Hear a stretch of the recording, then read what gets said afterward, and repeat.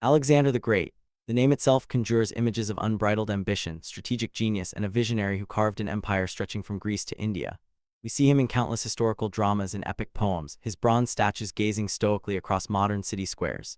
He's the quintessential conqueror, the youthful king who in a mere decade redrew the map of the ancient world. A hero, undeniably. A legend, etched in the bedrock of Western civilization. But what if the legend we've inherited, the hero we've been taught to revere, is a carefully curated myth? What if the brilliance we celebrate was inextricably tangled with a darkness we prefer to overlook? What if, beneath the glorious veneer, Alexander was not a hero at all, but a tyrant wielding power with a terrifying, indiscriminate cruelty? Born into Macedonian royalty in 356 BCE, Alexander's early life was a tapestry woven with privilege and prophecy. His father, Philip II, was a military innovator, a shrewd politician who forged Macedon into a regional powerhouse. His mother, Olympias, a fervent worshipper of Dionysus, constantly whispered tales of his divine parentage, nurturing a sense of unparalleled destiny in her son. He was tutored by Aristotle himself, absorbing philosophy, ethics, and rhetoric, lessons seemingly designed to shape a benevolent, enlightened monarch. He learned strategy, horsemanship, and the art of command from the finest generals, excelling in every discipline. The world was his oyster, preordained for greatness, a golden boy shielded by the might of his father's burgeoning empire. Then the world shattered. In 336 BCE, as Philip II celebrated his daughter's wedding, an assassin's blade found its mark. The king was dead. In an instant, the golden boy was thrust onto a bloody throne, a mere 20 years old, surrounded by rivals and simmering rebellions. This wasn't a gentle transition of power. This was a brutal, sudden vacuum. The sheltered prince who had dreamt of glory now faced the stark, unforgiving reality of power. His very survival depended on immediate, decisive action, and he proved almost instantly that he possessed a chilling capacity for it. The moment Philip fell, the whispers of destiny turned into a roaring mandate. Alexander, seeing himself as a new Achilles, heir to a lineage of heroes, was quick to assert his dominance. But his first acts of kingship were not heroic in the conventional sense. They were acts of terror. When news of Philip's death emboldened the Greek city-state of Thebes to rebel, Alexander saw not an opportunity for negotiation, but a stage for a terrifying demonstration. In 335 BCE, he marched on Thebes. What followed was not a strategic victory, but an annihilation. His forces slaughtered approximately 6,000 Theban soldiers. Then, in a chilling act of collective punishment, he sold an estimated 30,000 civilians, including women and children, into slavery. The ancient city, a beacon of Greek culture, was reduced to rubble, virtually erased from the map. This wasn't the act of a hero seeking justice. This was the cold, calculated move of a burgeoning tyrant, sending an unmistakable message across the ancient world: defy Alexander and suffer absolute obliteration. The mythological hero, meant to bring order, here brought only desolation, an act of unadulterated state-sponsored violence masquerading as divine retribution. It was his first major step into the darkness, a step he would repeat with terrifying consistency. His march eastward was punctuated by similar brutal episodes. Take the city of Tyre, for example. A prosperous island fortress, it dared to resist Alexander's advance for a grueling 7 months in 332 BCE. For this prolonged defiance, Alexander exacted a price that echoed the Theban devastation, but with an added layer of personalized, vengeful horror. After its capture, around 6,000 Tyrian defenders were killed in the final assault. But Alexander wasn't satisfied. He ordered the crucifixion of 2,000 surviving military-aged men along the shoreline, a gruesome spectacle meant to break the spirit of any who witnessed it or heard its tale. Another 30,000 inhabitants were sold into slavery. The myth might tell us of a conqueror who brought civilization, but the reality was a trail of blood and subjugation, where resistance was met with unimaginable cruelty, where the greatness was measured in bodies and despair. His emulation of Achilles wasn't just a literary fancy, it manifested in grotesque reality. After conquering Gaza in 332 BCE, Alexander's fury was ignited by the defiant Persian governor Bitias. Bitias had resisted fiercely, refusing to bow. Alexander, perhaps recalling the Homeric epic, ordered Bitias to be dragged alive by his ankles behind a chariot around the city walls. This wasn't military strategy. This was a chilling, personal act of vengeance, a public torture mimicking Achilles' desecration of Hector's body. The line between mythic hero and monstrous avenger blurred, then vanished entirely. It was a clear signal. Alexander was not above the basest, most barbaric acts if they served to crush resistance and solidify his terrifying image. As his empire swelled, so too did his ego and his paranoia. In 330 BCE, after years of relentless campaigning, he reached Persepolis, the ceremonial capital of the Persian Empire. This wealthy city, rich in monuments and cultural significance, was systematically looted. Then, reportedly while drunk, Alexander ordered it set ablaze. Was it a spontaneous act of drunken recklessness, or a calculated, vengeful response for the Persian destruction of Athens centuries prior? Regardless, it was an act of cultural vandalism, a wanton destruction of a magnificent city that defied the image of an enlightened, visionary ruler. The myth portrays a man who sought to blend cultures, yet here he was, razing a jewel of another civilization to the ground, an act of sheer, destructive power that betrayed any claim to heroic statesmanship. But perhaps the most chilling transformations occurred within his own inner circle. The man who inspired such loyalty from his troops began to turn on those closest to him. His temper, always volatile, became deadly. He murdered Cletus the Black, a man who had saved his life at the Battle of Granicus during a drunken quarrel. Cletus had dared to challenge Alexander's growing claims of divinity and criticize his adoption of Persian customs. In a fit of rage, Alexander ran him through with a spear. This was not a hero dispensing justice. This was a king succumbing to his own monstrous ego, silencing dissent with a lethal hand. This paranoia extended to his most trusted generals. He orchestrated the execution of his veteran general Parmenion, a man who had served his father and him with unwavering loyalty. Parmenion's son, Philotas, a commander of the elite companion cavalry, was also executed on suspicion of conspiracy, likely extracted under torture. The grounds for these accusations were flimsy, likely fueled by Alexander's increasing isolation and suspicion. The very men who had helped him forge his empire, who had fought by his side for years, became expendable obstacles in his path to absolute, unchallenged authority. This was the profound, personal breakthrough, or rather, the terrifying transformation. The moment Alexander fully shed the skin of the student of Aristotle, the Macedonian prince, and embraced the role of the infallible, increasingly tyrannical god-king. With the murder of Cletus, the destruction of Persepolis, the crucifixion at Tyre, and the dragging of Biddes, he had irrevocably crossed a line. He had become utterly ruthless, consumed by a paranoid need for absolute control, willing to sacrifice loyalty, friendship, and even basic human decency to maintain his self-ordained destiny. The young man who had once dreamed of glory now stood on a mountain of bodies, his hands stained not just with the blood of enemies, but of friends, his soul irrevocably altered by the very power he so desperately craved. The hero of legend had, in his own mind, become a living deity, but in doing so, he had become something far more terrifying, a solitary, unpredictable, and absolute monarch, whose greatness was now indistinguishable from his tyranny. The air around Alexander, once vibrant with the camaraderie of shared purpose, grew thin, almost toxic. His embrace of divine ancestry, once a clever strategic gambit, curdled into a genuine, terrifying conviction. He was not merely a king, he was a living god, and mortals, even his closest companions, were expected to acknowledge this sacred truth. This shift, more than any battlefield victory, irrevocably altered the landscape of his soul, casting long, dark shadows over his reign. The purges began subtly, whispers of disloyalty met with swift, brutal justice.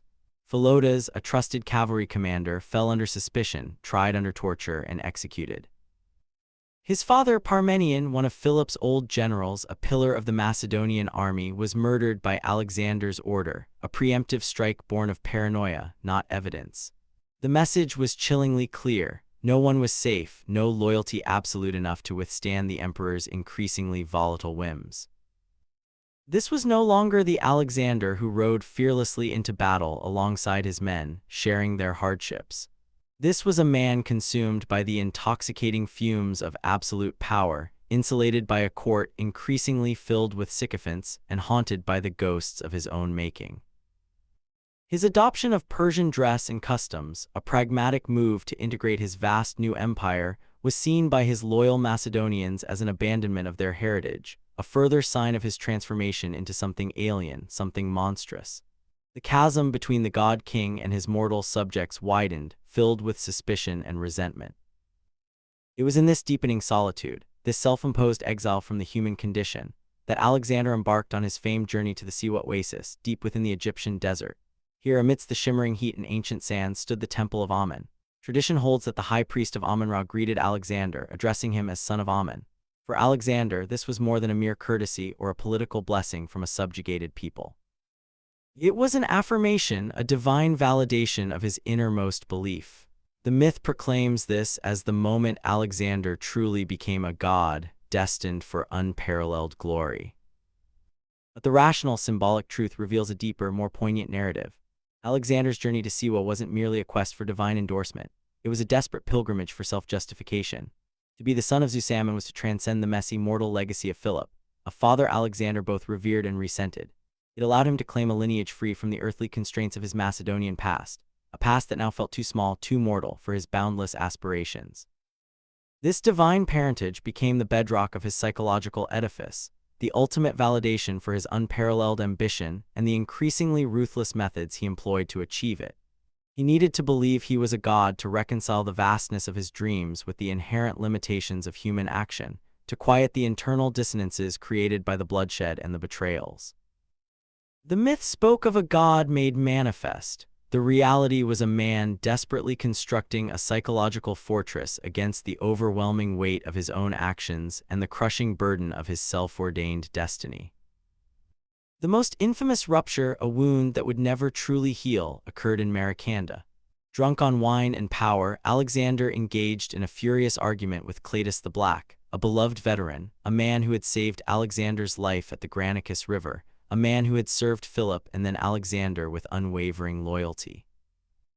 Cletus, perhaps emboldened by drink and frustrated by Alexander's increasingly orientalized court and his claims of divinity, dared to criticize Alexander's actions, to praise Philip, to remind Alexander of his mortal roots. In a fit of uncontrolled rage, Alexander seized a spear and ran Cletus through, killing him instantly. The immediate aftermath was one of profound shock and remorse. Alexander was said to have instantly regretted his act, collapsing in grief, attempting to take his own life. This wasn't just a moment of drunken fury, it was a terrifying manifestation of the absolute power he wielded, unchecked by reason or affection. Cletus was not just a friend, he was a living embodiment of Alexander's Macedonian past, a voice that dared to speak truth to power, a reminder of the mortal soldier he once was. His murder was symbolic patricide, a final, brutal severing of the ties that bound him to his human origins, to his comrades, to the very men who had helped him forge his empire. It was the moment the hero truly died, and the tyrant, unburdened by the inconvenient truths of friendship or shared history, fully emerged. The campaigns continued, relentless and brutal, pushing his men to the very edge of their endurance. The thirst for new conquests seemed insatiable, driven not by strategic necessity but by an almost pathological need to prove his divine mandate, to extend his empire to the mythical ends of the earth. His men, once eager participants in a shared vision, became weary instruments of an increasingly solitary obsession. They had followed him across continents, endured unimaginable hardships, but now they saw no end, only an endless horizon of war, fueled by a leader who seemed to have forgotten his own humanity. In India, after the grueling Battle of the Hydaspes, Alexander's beloved horse, Bucephalus, died. The animal that had carried him through his youth, across battlefields and into legend, was gone. Alexander, with typical grandeur, founded two cities in its honor, Bucephala and Nicaea. The myth speaks of a leader honoring his faithful companion. But symbolically, Bucephalus was more than a horse. It was the last tangible link to the boy who had tamed the wild stallion, to the youthful prince who had ridden out of Pella with dreams of glory, not divinity. Bucephalus represented the untamed, pure spirit of his early ambition, the unblemished hope of a world yet to be conquered. Its death, after so many years of shared struggle, mirrored the death of Alexander's own innocence, the erosion of the simple warrior he once was. The cities he built for his horse were monuments not just to a loyal animal, but to a lost self, a part of his soul buried beneath the weight of empire and the terrible cost of his own transformation. The wild, untamed spirit of his youth was now encased in monumental stone, a sterile, silent echo of a past he could no longer reclaim. As his campaigns stretched further east, the resistance of his own troops hardened. They refused to go further into India, longing for home, for a life beyond endless war. For perhaps the first time, Alexander faced an unbreakable wall, not of enemy shields, but of human will, of exhaustion, of a collective yearning for peace that even his divine aura could not overcome. He raged, he pleaded, he sulked, but ultimately he had to concede. The conqueror of the world was, for once, conquered by the limits of human endurance, by the simple desire of his men for an end to their suffering. It was in this forced retreat, on the long, arduous march back through the Jedrosian desert, that the final, profound transformation began. The desert, unforgiving and vast, stripped away the pomp and illusion of godhood. His army suffered terribly, decimated by hunger, thirst, and disease, a stark contrast to the glorious victories of the past. Here, amidst the dying men and parched earth, Alexander, the self-proclaimed god, was reduced to a mortal, sharing the same desperate struggle for survival as his lowest soldier. He refused water when his men had none. He endured the same hardships. It was not a return to his old self, but a stark confrontation with the ultimate fragility of life, even for a deity. This was his personal breakthrough, his final, chilling transformation. It wasn't a moment of repentance for his tyranny, nor a grand epiphany of humility. Instead, it was an icy, undeniable realization of the ultimate solitude that accompanied his chosen path. He had conquered the world, became a living god, but the cost was an unbridgeable chasm between himself and all others. He had pushed humanity to its limits, and in doing so, he had pushed himself beyond it, into a realm of unparalleled power and utter isolation. He grasped that the boundless ambition, the ruthless will, the very essence of his godlike existence, condemned him to a unique, terrible loneliness. He had sought to transcend humanity, and he had succeeded, but the view from that celestial peak was desolate. He was Alexander the Great, the conqueror, the son of Ammon, the living deity, but he was also profoundly, irrevocably alone, forever separated from the shared warmth of human connection by the very greatness he had forged. His personal victory was his greatest tragedy, the ultimate unyielding price of his self-ordained divinity. He had achieved godhood, but in doing so he had become a monument of solitary power, a force of nature, yet also a prisoner of his own colossal will. The hero had fully transformed into the